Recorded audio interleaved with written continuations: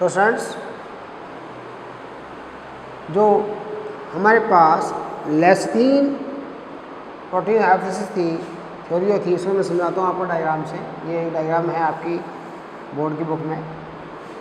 यहाँ पर ये जो स्ट्रक्चर बनाई मैंने, ये है आपका सेल मेम्ब्रेन। क्या है बच्चों? ये सेल मेम्ब्रेन है। क्लियर? इस सेल मेम्ब्रेन का ये हो गया आउटसाइड और ये इसका इनसाइड। क्लियर? इस सेल मेम्ब्रेन में मैंने कहा एक विशिष्ट प्रकार का प्रोटीन होता है जिसे बोलते हैं लेसिथिन प्रोटीन।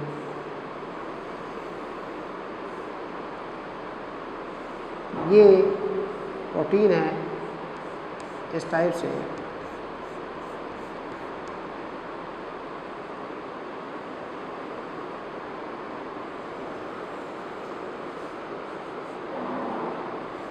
इस प्रोटीन में दो ग्रुप है बच्चों। ये प्रोटीन है, कैसा प्रोटीन है? ये सक्रिय प्रोटीन है और इस प्रोटीन के अंदर दो ग्रुप हैं। ऐसा अलग कलर से बना देता हूँ ताकि दिक्कत ना हो समझने में आपको। एक है ये वाला ग्रुप और दूसरा है बच्चों वो है ये वाला ग्रुप। मैंने दो अलग ग्रुप बना दिए, ठीक है ना। ये मेरे पास जो है ये है, इसको हम क्या नोट करेंगे? एक्टिव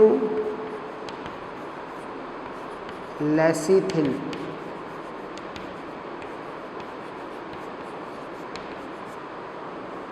ये ऑलरेडी एक्टिव है, ठीक है, एनर्जी खर्च होगी इसलिए एक्टिव है।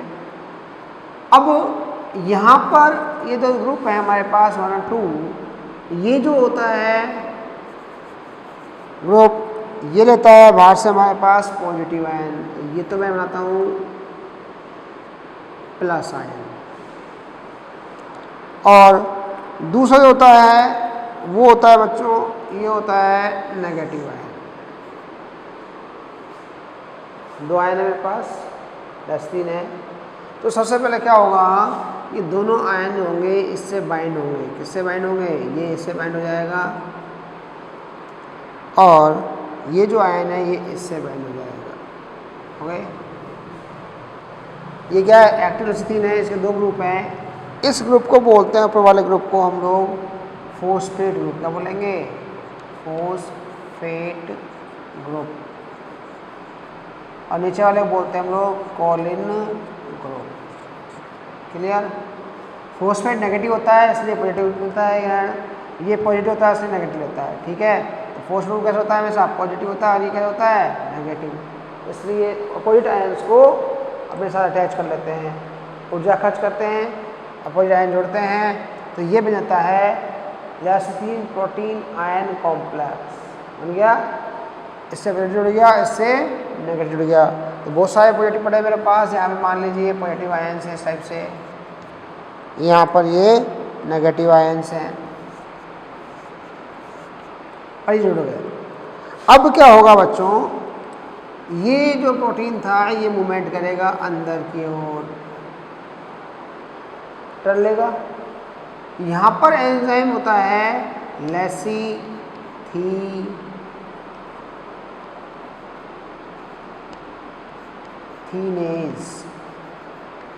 ये क्या है? एंजाइम। कौन सा? लेसिथिनेज। क्लियर?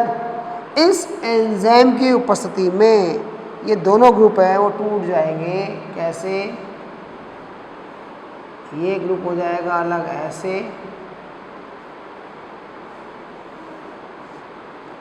और ये ग्रुप हो जाएगा अलग ऐसे।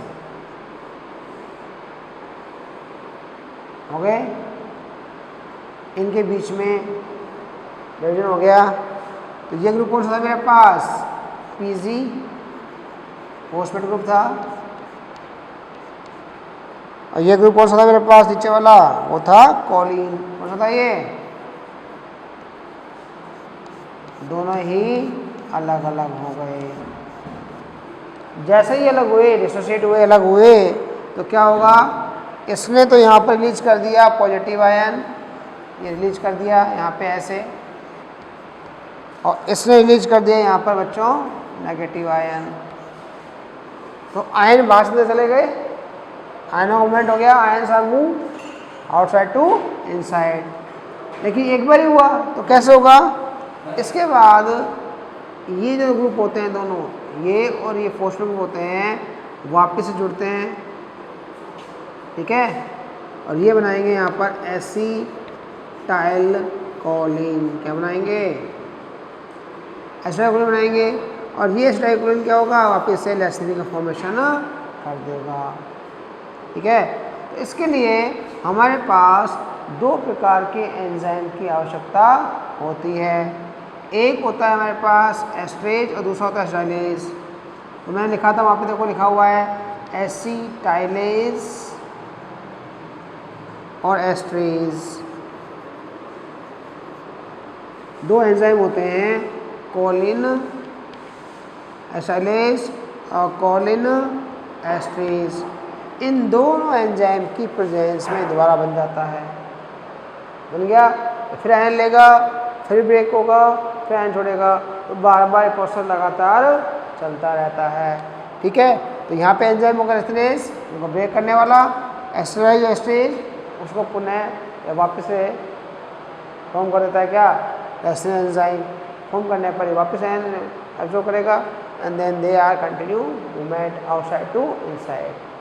That is lecithin protein hypothesis theory. Clear है, डायग्राम मॉड्यूल में भी है, डायग्राम शीट के अंदर भी है, आप उससे बना सकते हो। मॉड्यूल में 3-4 डायग्राम दिए हुए हैं आपको देखने के लिए, आप उनमें जो अच्छा लगे वो बना सकते हो।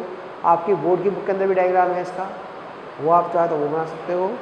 क्लियर, तो यहाँ पर हमारा कंप्लीट होता है क्या,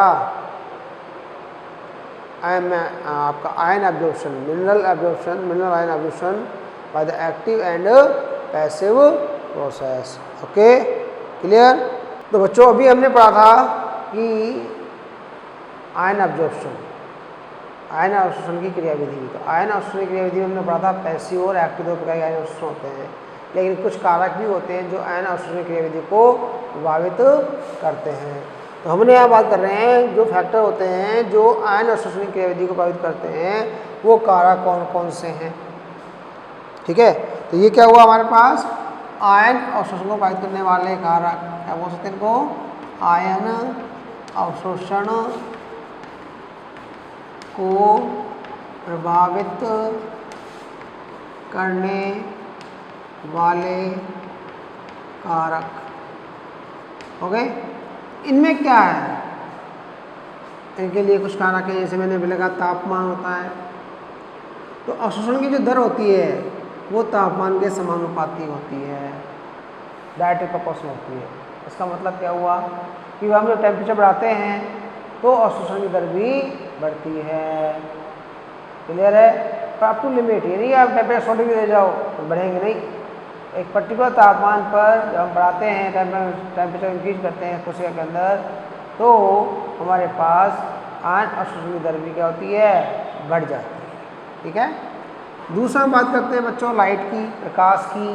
प्रकाश होता है उसमें क्या होता है, आपको ये पता है कि प्रकाश की तीव्रता बढ़ने पर प्रकाश संश्लेषण की दर बढ़ जाती है, और प्रकाश संश्लेषण के अंदर क्या चाहिए होता है, हमें आयन की रिक्वायरमेंट होती है। तो यहाँ में जो लिखा है इसका मतलब हुआ कि लाइट की इंटेंसिटी बढ़ने पर प्रकाश संश्लेषण बढ़ जाता है, और प्रकाश संश्लेषण बढ़ गया तो क्या होगा, मिनरल एब्जॉर्प्शन भी बढ़ जाता है। तो लाइट की तीव्रता बढ़ी, लाइट इंटेंसिटी बढ़ेगी, तो प्रकाश की तीव्रता बढ़ने पर क्या होगा, प्रकाश संश्लेषण की दर बढ़ेगी, और प्रकाश संश्लेषण की दर बढ़ेगी तो क्या होगा, आयन अवशोषण दर भी बढ़ जाएगी। तो ये जो लाइट है वो प्रकाश दर और आयन अवशोषण दर पर डायरेक्टली क्या होती है, समानुपाती होती है, प्रोपोर्शनल होती है, ठीक है। समझना क्या आता है कि प्रकाश दर बढ़ेगी तो क्या होगा, आयन अवशोषण दर भी बढ़ेगी। इसलिए क्वेश्चन पूछा जाता है कि एक पादप में सर्वाधिक आयन अवशोषण किस समय होगा। आपको ऑप्शन रखे हैं, तापमान है, प्रकाश है, ऑक्सीजन है, पीएच है, क्या आएगा,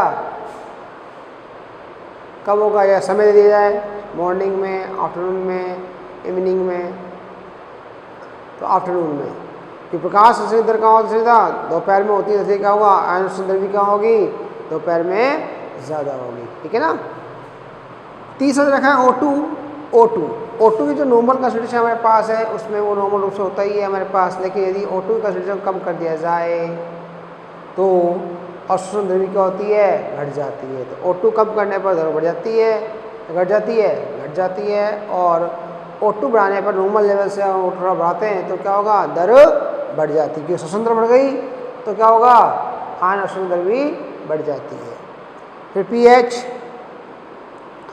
जो होती है वो बड़ी इंपॉर्टेंट होती है। क्यों कि सामान्यतः जो पीएच होती है, नॉर्मल पीएच होती है, सामान्य पीएच पर जो अपने पास होती है, सामान्य पीएच पर जो हमारे पास आयन होते हैं वो अधिक मात्रा में ग्रहण किए जाते हैं।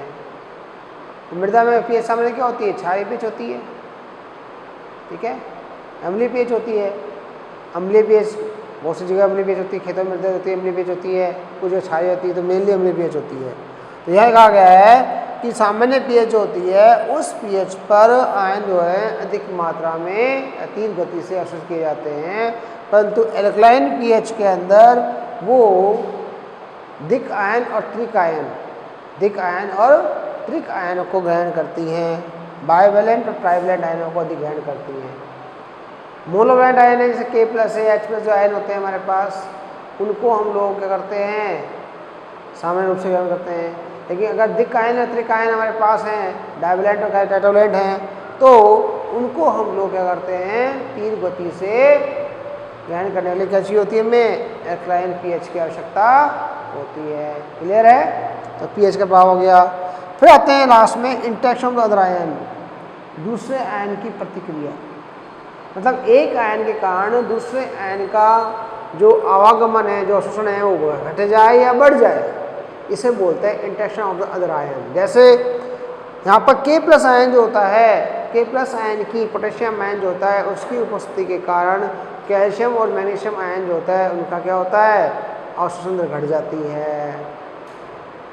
इसी तरह से आपने पढ़ा था कि Mn के अधिकता होने पर, मैग्नीज के अधिकता होने पर कैल्शियम, मैग्नीशियम और आयरन तीनों आयनों में कंपटीशन होता है, जिससे क्या होगा, वहाँ पे घट जाता है। तो एक आयन की उपस्थिति से दूसरे आयन जो होता है उनकी उपस्थिति जो होती है या अवशोषण दर होती है वो क्या होती है, घट जाती है। तो ये कारण भी होता है। तो ये हमारे पास कुछ कारण हैं जो आयन अवशोषण को प्रभावित करते हैं। क्लियर है, बात समझ आई, लिख लीजिए इनको, डिटेल इनकी दी हुई है, मॉड्यूल में दी हुई है मैंने, आप उससे पढ़ लेना। ठीक है। तो स्टूडेंट्स आज हम बात कर रहे हैं इसमें आगे, वो ये है कि हमने जो पढ़ा था आयन की पौधे आयन अवशोषण करते हैं। ठीक है। तो अगर उनको वो आयन नहीं मिले, किसी कारण से उनकी सांद्रता कम हो जाए, चाहे वो मैक्रो एलिमेंट है या माइक्रो एलिमेंट है, लघु तत्व हैं गुरु तत्व हैं, उनका मात्रा निश्चित अनुपात से कम हो जाए तो पौधे की कार्य में कुछ फर्क पड़ेगा, असर आएगा। कैसे?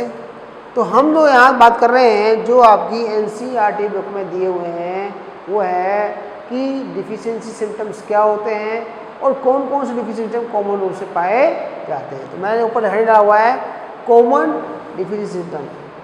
इसका मतलब क्या हुआ, सामान्य कमी के लक्षण, कि जो आयन है, आयनों की सामान्य कमी के लक्षण क्या क्या होते हैं। तो हम जनरल कैरेक्टर पढ़ रहे हैं यहाँ पर। ठीक है। तो मैंने लिखा है यहाँ पे ईच एलिमेंट है वन और मोर स्ट्रक्चरल फंक्शनल इन प्लांट। इसका मतलब क्या हुआ कि प्रत्येक, मैं इसको इंग्लिश में लिखा है, हिंदी में ट्रांसलेट कर देता हूँ, प्रत्येक तत्व का पादप के अंदर एक या अधिक क्रियात्मक और संरचनात्मक फंक्शन होता है। अर्थात प्रत्येक तत्व का एक महत्वपूर्ण रोल होता है उस पादप में, उसकी स्ट्रक्चरल और फंक्शनल, संरचनात्मक और क्रियात्मक रूप से। ठीक है ना। हम पढ़ चुके हैं पहले भी, जैसे संरचनात्मक क्रियात्मक मतलब कैसे, कि आप पढ़ चुके प्रोटोप्लाज्म घटक होते हैं, लाइफ साइकिल के लिए आवश्यक होते हैं, वृद्धि के लिए आवश्यक होते हैं, जिनका कोई रिप्लेसमेंट नहीं है। तो यहाँ हम पढ़ रहे हैं कि हमारे जो 17 तत्व पढ़ रहे हैं, 17 जो एलिमेंट्स हैं, उन प्रत्येक एलिमेंट का, प्रत्येक तत्व का संरचनात्मक और क्रियात्मक रूप से कोई ना कोई महत्वपूर्ण कार्य होता है। ठीक है, अगर उन सतह तत्वों में से कोई भी तत्व, चाहे वो दीर्घ हो, मैक्रो एलिमेंट हो या माइक्रो एलिमेंट हो, कोई भी तत्व है, उसका अमाउंट या मात्रा कम हो जाती है, निश्चित मात्रा से कम हो जाती है, क्रिटिकल टेम्परेचर जो अमाउंट है उससे कम हो जाता है, तो क्या होगा, तो उस पादप के अकार्यिक लक्षणों पे कोई ना कोई प्रभाव पड़ेगा। अकार्यिक के लक्षणों पे क्या होगा, कोई ना कोई प्रभाव पड़ेगा, और ये जो प्रभाव पड़ेगा इसे ही हम बोलते हैं कमी के लक्षण, न्यूनता के लक्षण। बात समझ आ गई? तो यहाँ मैंने लिखा हुआ, बच्चों को लिखा हुआ है, due to the deficiency of these element some morphological changes appear on plant, these are known as the deficiency symptoms. ठीक है, क्या लिखा है कि कुछ तत्वों की कमी से, ठीक है, तत्वों की कमी से कुछ अकार्यकीय मॉर्फोलॉजिकल अकार्यकीय लक्षण क्या होते हैं, अपीयर ऑन द प्लांट, पादपों पर प्रकट हो जाते हैं, पादपों पर प्रकट हो जाते हैं। इन लक्षणों को ही न्यूनता, डिफिशियंसी मतलब न्यूनता के लक्षण कहा जाता है। क्लियर? बात समझ में आ गई? तो किसी भी तत्व की कमी होने से, उस तत्व की कमी होने से उस पादप में जो लक्षण स्पष्ट आ रहे हैं वो क्या कहलाएंगे, न्यूनता के लक्षण। आपके अंदर भी होता है, जैसे मेरा इंसानों की हम बात करें, एनिमल्स की बात करें, अगर मेरी बॉडी के अंदर कोई भी एक एलिमेंट है वो कम मिल रहा है मुझे, जैसे मान लो आयरन मेरे पास कम हो गया, मैं कोई खाना खा रहा हूँ उसमें मुझे आयरन बिल्कुल नहीं मिल रहा है, मैं फल फ्रूट नहीं खा रहा हूँ, सब्जियाँ नहीं खा रहा हूँ, तो मेरे को बॉडी में आयरन की कमी हो जाएगी। तो क्या होगा, आयरन की कमी होने से मेरा हीमोग्लोबिन क्या होगा, डाउन हो जाएगा, आ जाएगा। आरबीसी वायल फंक्शन नहीं करेंगी, नहीं क्या होगा, जो ब्लड होगा आपका, ब्लड टेस्ट करते हैं हम लोग, ब्लड में आरबीसी संख्या कम हो जाएगी, आरबीसी संख्या क्या हो गया, हीमोग्लोबिन कम हो जाता है। तो क्या खाना चाहिए, हमें अनार खाना चाहिए, गाजर खाना चाहिए, बताते ना, फल फ्रूट सब्जी खानी चाहिए, जिससे पालक खाना चाहिए, जिससे आयरन लेवल बढ़े। तो आयरन का लेवल, चुकंदर खाना चाहिए, तो आयरन का लेवल कम होने से क्या हुआ, मेरा क्या होगा, चक्कर लग जाएंगे, कमजोरी लग जाएगी, मैं जल्दी थक जाऊंगा, हाँफ जाऊंगा, मतलब स्पीड से नहीं कर पाऊंगा काम, चक्कर नाश हो जाएंगे। तो ये जो कंडीशन क्रिएट हुई आपकी बॉडी के अंदर, और ज़्यादा कम हो जाएंगे तो क्या होगा, जॉइंट्स होता है, आपकी ब्लड जो है आंखों में पीले रंग का नजर आने लगता है, क्यों, हीमोग्लोबिन कम हो जाता है, तो क्या होता है, आपके अंदर खून की कमी हो जाती है, एनीमिया हो जाता है। अरे पढ़ा है सब चीज़। तो जिस तरह से हमारे अंदर लक्षण क्रिएट होते हैं, हमारी बॉडी के अंदर लक्षण क्रिएट हो जाते हैं, वैसे ही प्लांट के अंदर भी लक्षण क्रिएट होते हैं। किसी भी तत्व की कमी से उस तत्व की कमी के कारण क्या होगा, जो क्रिया होनी थी हुई नहीं होने से क्या हुआ, वो लक्षण प्रकट हो जाएगा। तो ये जो लक्षण होंगे, जो पादपों में प्रकट होंगे, इन्हें बोलते हैं न्यूनता के लक्षण। समझना ये बात? आपकी एनसीईआरटी में वैसे लक्षण बहुत सारे हैं, परंतु आपकी एनसीईआरटी में ये 4 लक्षण दिए हुए हैं। ठीक है, वैसे हर एक एलिमेंट का न्यूनता लक्षण दिया हुआ है आपके, मैंने मॉड्यूलर पीडीएफ बनाई है, उसमें डाला हुआ है, जो पढ़ना है आपको। परंतु एनसीईआरटी में केवल 4 लक्षण दिए हुए हैं जो बड़े इंपॉर्टेंट हैं। पहला दे रखा है क्लोरोसिस। पहला लक्षण क्या होता है, क्लोरोसिस, इसे बोलते हैं हरिमाहीनता। हिंदी में क्या बोलते हैं इसको, हरिमाहीनता। अब नाम जान गए आप, क्लोरोसिस को बोलते हैं हरिमाहीनता। हरिमा मतलब हरा रंग पत्ती से गायब हो जाता है, तो पत्तियों में हरे रंग की कमी आती है। हरे रंग की कमी, हरा रंग क्यों है पत्तियों में, क्लोरोफिल के कारण। क्या है, क्लोरोफिल के कारण। तो क्लोरोफिल का निर्माण ही नहीं होगा तत्व के कारण। अगर मान लीजिए मेरे पास Mg आयन नहीं है, बात समझना, मेरे पास मैग्नीशियम आयन नहीं है, क्लोरोफिल का मध्य अणु क्या होता है, मैग्नीशियम आयन। अगर मैग्नीशियम आयन नहीं था तो क्या होगा, क्लोरोफिल अणु का निर्माण नहीं होगा। तो क्लोरोफिल नहीं बनेगा तो क्या होगा, उसकी कमी हो जाएगी, और कमी होगी तो क्या होगा, पत्ती में पीला रंग नजर आएगा, हरा रंग के क्या जाएगा, पीला रंग नजर आएगा। क्या बन जाएगा, अब क्लोरोफिल नहीं बनेगा, क्या बनेगा, फियोफाइटिन बनेगा। क्या बनेगा, फियोफाइटिन, जो पीले रंग का होता है। तो कहने का मतलब क्या हुआ, loss of the chlorophyll leading to yellowing in leaves. Chlorophyll के नाश के कारण, क्लोरोफिल की कमी या नाश के कारण क्या होगा, पत्ती में पीलापन आ जाएगा। क्या आ जाएगा? पत्ती में पीलापन आ जाएगा, पत्तियां पीली पड़ जाएंगी। बात समझ आ गई? तो अब बात आती है ऐसे कौन कौन से तत्व की कमी से ऐसा होता है। ये तत्व के नाम दे रखें, 8 एलिमेंट दे रखें, 1 2 3 4 5 6 7 8। ये आपके एनसीईआरटी में 8 एलिमेंट दे रखे हैं। N hydrogen, potassium, magnesium, sulphur, iron, manganese, zinc और मोलिब्डेनम। ये 8 एलिमेंट दे रखे हैं जो क्या करते हैं? कम कर देते हैं, क्लोरोफिल करते हैं।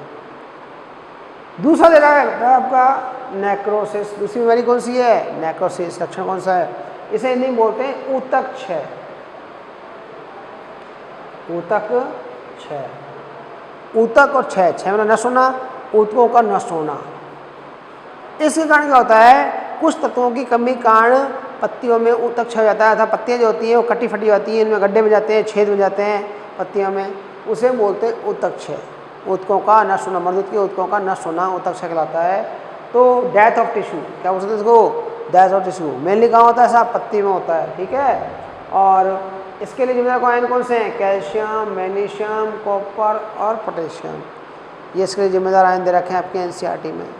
क्लियर है? तीसरे में आता है बच्चों आपका सेल डिवीजन। कौन सा आता है? सेल डिवीजन, कोशिका विभाजन। तो कुछ आयनों की अनुपस्थिति में कोशिका विभाजन भी अवरुद्ध हो जाता है, अर्थात कोशिका विभाजन रुक जाता है, कोशिका होता ही नहीं, ब्लॉकिंग हो जाती है उसकी। तो ऐसे कौन सा आयन है? NKSMO। इन आयनों की उपस्थिति में, अनुपस्थिति में क्या होगा? कोशिका विभाजन क्रियाविधि डिस्टर्ब हो जाती है, कोशिका विभाजन क्रिया रुक जाती है। क्लियर है? और लास्ट आता है आपका डिले फ्लावरिंग, पुष्पन में देरी, इसे बोलते हैं पुष्पन में देरी। डिले मतलब दूर करना, पुष्पन में देरी। ठीक है? कुछ आयनों की वजह से पादप की पुष्पन क्रिया प्रभावित होती है। कैसे? अगर आयन प्रॉपर मात्रा में पादप अपने समय पर पुष्पन करते हैं, लेकिन आयनों की कमी जाती है तो पुष्पन कुछ समय बाद होता है। ठीक है? ये कुछ दिनों से लेके कुछ महीने तक हो सकता है, पुष्पन देरी होती है, तो डिलेड फ्लोविंग होती है। इसमें क्या होता है? एलिमेंट जो हमारे पास हैं, एलिमेंट जितने भी हमारे पास एलिमेंट हैं यहाँ पर, कौन से? नाइट्रोजन, सल्फर, मोलिब्डेनम जो हैं, ये आयनों अगर कमी आती है पौधे के अंदर तो पौधा अपने निर्धारित समय पर पुष्पन नहीं करता है, निर्धारित समय के बाद पुष्पन करता है, अर्थात उसमें पुष्पन की जो क्रियाविधि है वो टाइम पीरियड है वो बढ़ जाता है। इस प्रकार को बोलते हैं हम लोग डिलेड फ्लावरिंग। ऐसा किसी में होता है? NSMO एलिमेंट, ये नाम दे रखे हैं आपके। क्लियर है? तो बच्चों ये 4 प्रकार के सिम्टम के लक्षण आपके बुक में दिए हुए हैं एनसीईआरटी में, हम उससे पढ़ रहे हैं 4 प्रकार के। बाकी आपकी जो एनसीईआरटी है उसमें हर एक एलिमेंट का रोल, कि वो क्या रोल करता है, उसका क्रियात्मक रूप से क्या रोल है और उसकी कमी के लक्षण क्या हैं, वो आपके एनसीईआरटी बुक में दिए हुए हैं। 17 एलिमेंट में से 13 एलिमेंट, 12-13 एलिमेंट जो हैं वो आपकी एनसीईआरटी बुक में दिए हुए हैं। नई एनसीईआरटी में 14 एलिमेंट दे रखे हैं। ठीक है? सबका फंक्शन दे रखा है, सबका कार्य दे रखा है। ठीक है? और इन्हीं एलिमेंट के बारे में मैंने मॉड्यूल के अंदर आपके टेबल फॉर्म दे रखी है। टेबल में आयन किस रूप में मिट्टी में पाया जाता है, पौधा उसे किस रूप में ग्रहण करता है, वो आयन का क्या रोल है, कौन सा आयन कौन कौन सी क्रियाओं में प्रयुक्त होता है, क्या रोल है वो, और तीसरा उस आयन की कमी से होने वाले लक्षण कौन कौन से होते हैं, वो आपको अपने मॉड्यूल से पढ़ना है और नोट्स के अंदर लिखना है कि कौन सा आयन है, उसका क्या रोल है और उसकी कमी से क्या लक्षण होंगे। कुछ इंपॉर्टेंट रोग हैं, डिजीज पैदा होती है आयन की कमी से, जैसे डिप्टेरिया रोग है, धान का खैरा रोग है। ठीक है? ये बहुत सारी डिजीज हम पढ़ेंगे। स्मार्ट स्पॉट डिजीज़ है, आपका डाईबैक डिजीज़ है, नींबू के अंदर होती है। वो कुछ नाम मैं लिखाऊंगा, आपको समझाऊंगा, जो मेडिकल में आई हुई है वो चीज़ें मैं लिखाऊंगा, परंतु आपको 17 के 17 जो एलिमेंट हैं उनकी डिटेल मॉड्यूल से आपको पढ़नी है। क्लियर है? 17 एलिमेंट आपको पढ़ने हैं कि वो किस रूप में ग्रहण किए जाते हैं, किस रूप में ग्रहण करने के बाद किस फंक्शन के लिए काम आते हैं पौधे के अंदर, और उनकी कमी से क्या रोग होंगे। जैसे 2018 में क्वेश्चन आया था कि आयरन जो होता है पादप किस रूप में ग्रहण करता है, फेरस के रूप में, फेरिक के रूप में, ऐसा पूछा गया था। ठीक है, तो पता होना चाहिए आपको। फॉस्फेट किस रूप में होता है, PO2 माइनस के रूप में होता है, PO4 माइनस रूप में किया जाता है। बोरोन किस रूप में किया जाता है, क्लोरीन किस रूप में की जाती है, नाइट्रोजन किस रूप में किया जाता है, NO2 माइनस के रूप में, NO3 माइनस के रूप में, NO4 माइनस के रूप में, ये पूछा जाता है आपसे बच्चों। तो आपको अपनी NCERT से पढ़ने सारे एलिमेंट मॉड्यूल में दिए हुए हैं। सब मैंने कहा कि आयन का नाम दिया हुआ है, आयन कौन सा आयन किस रूप में होता है पता होना चाहिए आपको। मिट्टी के अंदर पौधे किस रूप में ग्रहण करते हैं उसे वो पता होना चाहिए। दूसरा, उनके लक्षण क्या कहाँ काम आते हैं, क्या रोल है उनका प्लांट के अंदर। और तीसरा, डिफिशियंसी के लक्षण। ये तीनों आपको रीड करने हैं और अपने नोट्स में लिखने भी हैं, ठीक है। इनमें से कुछ इम्पोर्टेंट डिजीज़ जो हैं जो मेडिकल में आई हुई हैं आपके, वो मैं आपको अलग से लिखाऊंगा। भाई इस एलिमेंट का ये रोल है, इम्पोर्टेंट रोल, इस एलिमेंट का ये डिजीज़ होती है, इससे ये रोग होता है, वो मैं आपको नोट करा दूंगा, ठीक है ना। बात में आ गई, लिख लीजिए इसको।